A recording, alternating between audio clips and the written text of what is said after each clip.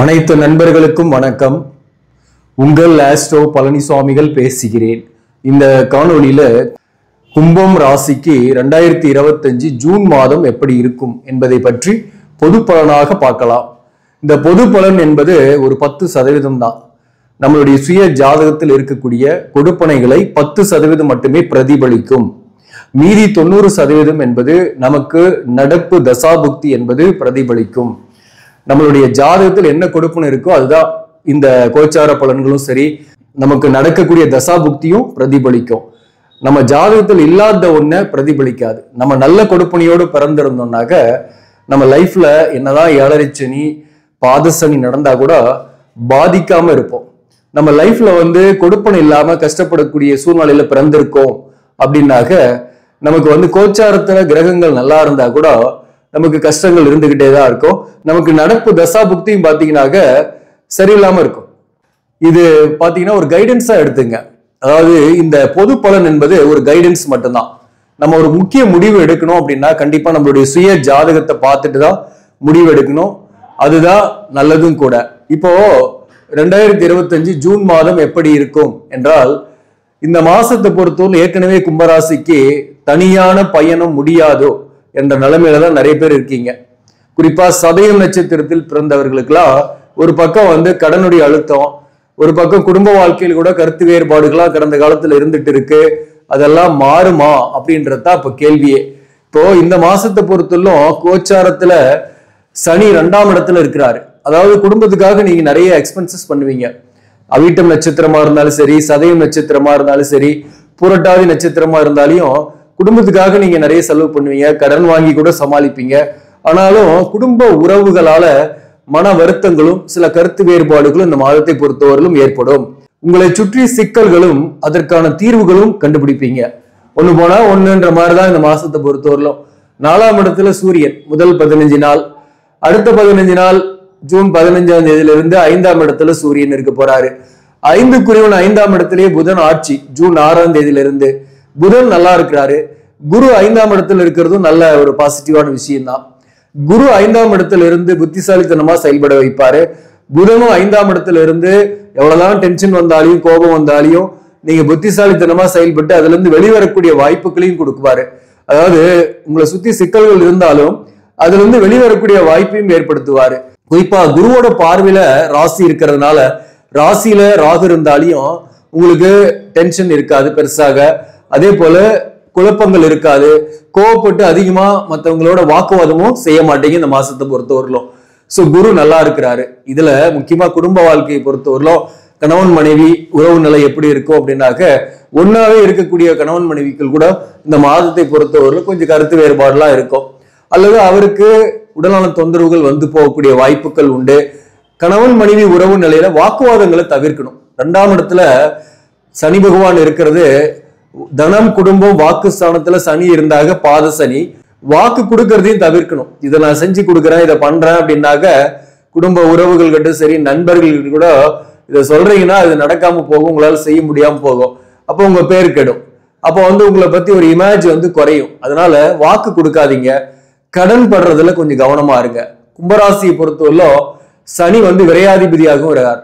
இந்த விரையாதிபதியாக வரக்கூடிய சனி 2ஆம் இடத்துல இருக்கும் போது பணம் வர்ற விட செலவு அதிகமா இருக்கும். நிறைய கமிட்மெண்ட்ஸ்ல நீங்க சிக்கியிருப்பீங்க.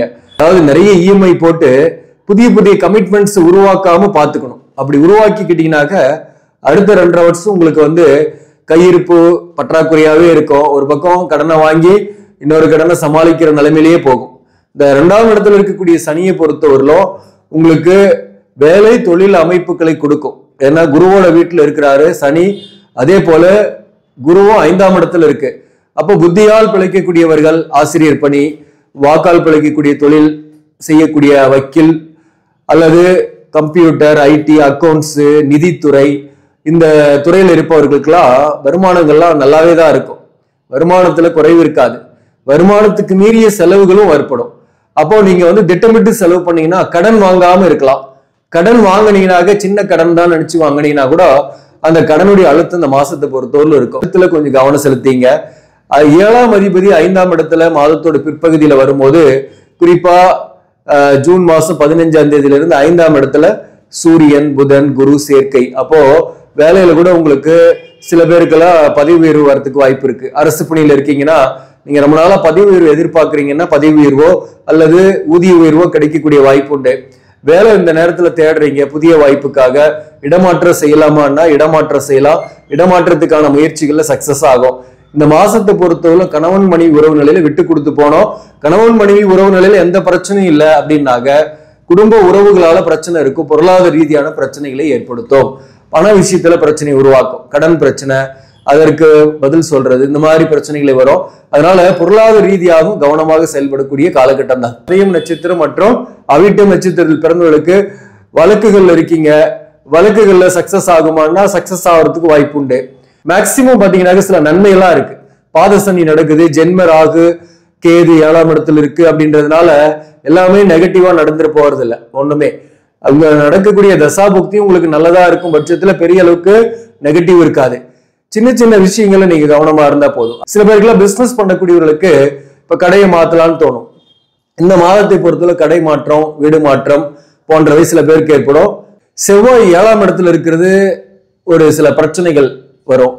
குறிப்பா அந்த செவ்வாய் 7ஆம் இடத்துல இருந்து கேதுவோடு இணைஞ்சிருக்கிறதுனால வாழ்க்கை துணைவர்கள் வகையில உங்களுக்கு சில கருத்து வேறுபாடு வரும். கூட்டாளிகள் கூட்டு தொழில் செய்றீங்கன்னா உங்களோட இருந்து கூட்டாளி பிரிந்து போய் உங்களுக்கு பாதகத்தை ஏற்படுத்துவார் ஏதோ ஒரு வகையில, அல்லது அவர் தனியா தொழில் ஆரம்பிப்பாரு. அது ஒரு நெகட்டிவா இருக்கு. பிசினஸ் பண்ணக்கூடியவர்களுக்கு சில நண்பர்களால ஏமாற்றப்படக்கூடிய சூழ்நிலை உண்டு. சில நண்பர்கள் சொல்லக்கூடிய திட்டங்கள்ல முதலீடு செய்றீங்கன்னா அதுல பாதிப்புகள் ஏற்படும். சில நண்பர்களால புதிய நண்பர்கள் உருவாகி அதனால ஏமாற்றங்களை சந்திக்கக்கூடிய வாய்ப்பும் உண்டு.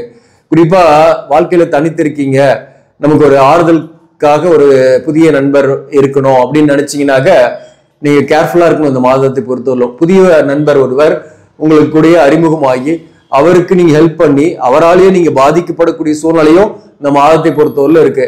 அந்த விஷயத்துல நீங்க கேர்ஃபுல்லா இருங்க. மேலும் இந்த மாதத்தை பொறுத்தவரையிலும் 10க்குரியவன் 7ஆம் இடத்துல இருந்து கேதுவோடு இணைஞ்சிருக்கிறதுனால குறிப்பா வேலை தொழில் அமைப்புகள்லயும் சக பணியாளர்கிட்ட அல்லது மேலதிகாரிகிட்ட வாக்குவாதங்கள் செய்யாம இருக்கணும். உங்களுடைய பர்சனலை வெளிப்படையா சொல்றீங்கன்னா கூட அது உங்களுக்கு அந்த இடத்துல ஒரு நெகட்டிவிட்டி ஏற்படுத்தும், பாதிப்பை கொடுக்கும். அதே போல சற்று தொழில் காரணமாக கூட வாழ்க்கை துணைவரை பிரிந்து இருக்கக்கூடிய சூழ்நிலை சில பேருக்கு ஏற்படும்.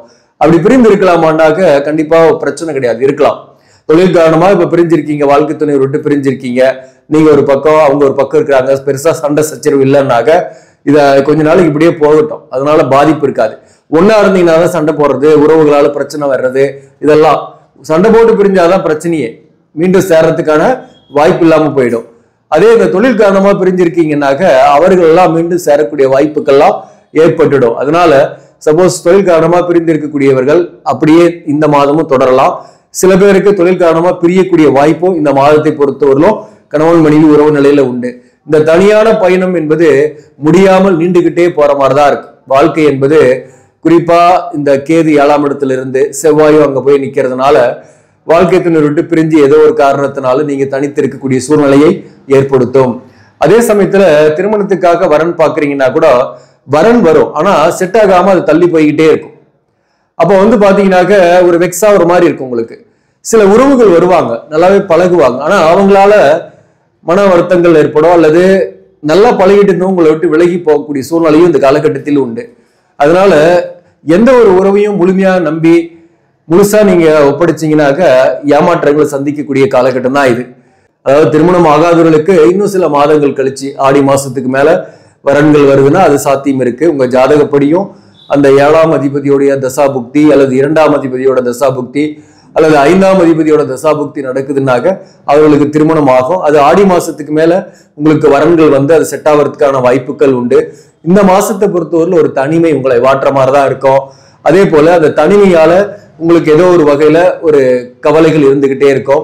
வாழ்க்கை துணைவர் பற்றிய கவலையும் பிள்ளைகள் பற்றிய கவலையும் இந்த மாதத்தை பொறுத்தவரையிலும் இருக்கும். இந்த ராசிக்கு 8ஆம் அதிபதியாகவும் வராரு புதன், 5ஆம் இடத்துல ஆட்சி பெற்று இருக்கிறதுனால வேலை விஷயமா ஒரு பயணங்கள் ஏற்படும். தொலைதூர பயணம் கூட சில பேருக்கு ஏற்படக்கூடிய வாய்ப்புகள் உண்டு.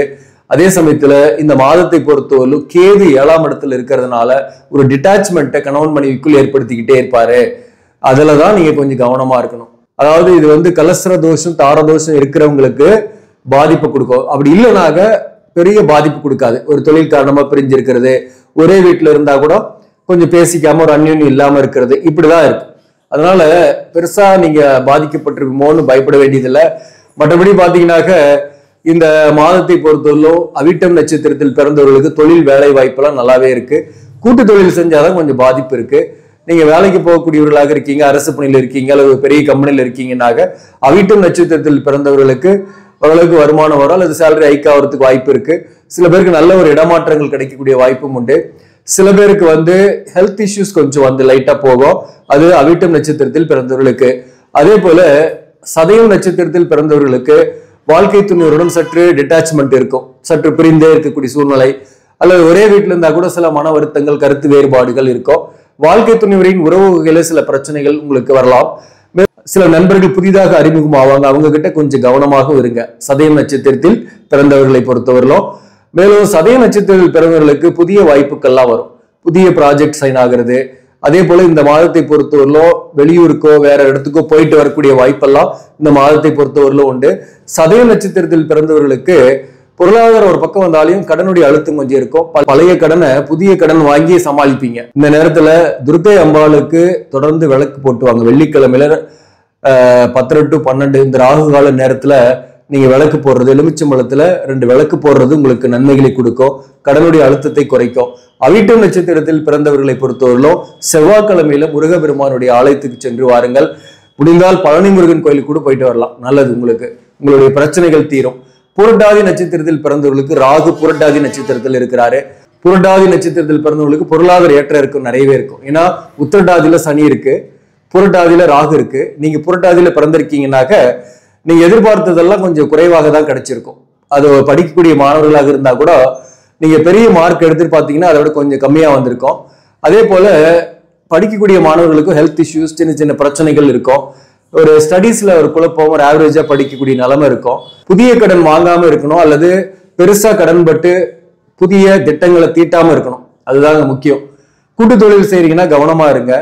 மேலும் புரட்டாதி நட்சத்திரத்தில் பிறந்தவர்களும் கணவன் மனைவி உறவு நிலையில கொஞ்சம் விட்டு கொடுத்து போறது நல்லது, அல்லது வாழ்க்கை துணைவரின் உடல்நலத்துல கவனம் செலுத்திங்க. புரட்டாதி நட்சத்திரத்தில் பிறந்தவர்களுக்கு பிரிந்தவர்கள் சேர்வார்களா அப்படின்னாக்க இந்த மாதத்தை பொறுத்தவரையிலும் சேரக்கூடிய வாய்ப்பு இல்லை. தனிமையா இருக்கக்கூடிய சூழ்நிலையும் பிரிந்தவர்களுக்கு சில பேருக்கு ஏற்படும். இந்த மாதத்தை பொறுத்தவரையிலும் எந்தெந்த தொழிலெல்லாம் சிறப்பாக இருக்குன்னா, அரசு பணியில் இருப்பவங்க, ஆசிரியர் பணியில் இருக்கிறவங்க, அக்கௌண்ட்ஸ், காமர்ஸ், ஆடிட்டிங், பேங்கிங், நிர்வாகம் போன்ற துறைகளில் இருப்பவர்கள், ஆயில் அண்ட் கேஸ், நிதித்துறை, கட்டுமானம், ரியல் எஸ்டேட்டு போன்ற துறைகளில் இருப்பவர்கள், மின்சாரத்துறையில் இருப்பவங்க, அதே போல பாத்தீங்கன்னா ஐடி கம்ப்யூட்டர்ல இருக்கிறவங்களுக்கும் ஓரளவுக்கு பெட்டராகவே இருக்கும். சேலரிலாம் அஸ்யூஷலா வந்துட்டு இருக்கும், பிரச்சனை கிடையாது. மாத சம்பளம் போறவங்களுக்கு, பிசினஸ் பண்றவங்களுக்கும் வருமானம் வரும், பட் எக்ஸ்பென்சஸ் அதிகமாகும். ஈவன் சேலரியில் இருக்கக்கூடியவங்களுக்கும் நிறைய எக்ஸ்பென்சஸ் ஆகும். பிள்ளைகள் தொடர்பான செலவுகள், பிள்ளைகள் தொடர்பான கவலைகள், அதுலலாம் உங்களுக்கு கொஞ்சம் எக்ஸ்பென்சஸ் அதிகமாகும். ஆனா புத்திரபாக்கியம் இல்லாதவர்களுக்கு புத்திரபாக்கியம் கிடைக்கக்கூடிய வாய்ப்பு உண்டு. அவிட்டம் மற்றும் சதயம் புரட்டாதி நட்சத்திரத்தில் பிறந்தவர்களுக்கு இந்த 5ஆம் இடத்துல இருக்கக்கூடிய குருவால புத்திரபாக்கியம் கிடைக்கும். உங்களுடைய கடுமையான முயற்சிகள் சக்சஸ் ஆகும், உங்களுடைய அபிலாஷைகளும் சக்சஸ் ஆகும். மேலும் குலதெய்வ அருளை வேண்டி இந்த மாதத்தை ஒரு முறை குலதெய்வ கோயிலுக்கு போயிட்டு வாங்க. 3 நட்சத்திரத்தில் பிறந்தவங்களுமே நன்மைகள் நடக்கும். ஆக நண்பர்களே, இந்த பதிவு உங்களுக்கு பிடிச்சிருந்தாக லைக் பண்ணுங்க, இதை மற்றவர்களுக்கும் ஷேர் பண்ணுங்க. இன்னும் நம்ம சேனலை சப்ஸ்கிரைப் பண்ணாம பாக்குறவங்க சப்ஸ்கிரைப் பண்ணி கண்டினியூ பண்ணுங்க. இதன் மூலம் உங்களுக்கு ஒரு சரியான ஜோதிட தகவல்களும் ஆன்மீக தகவல்களும் கிடைக்கும். நன்றி, வணக்கம்.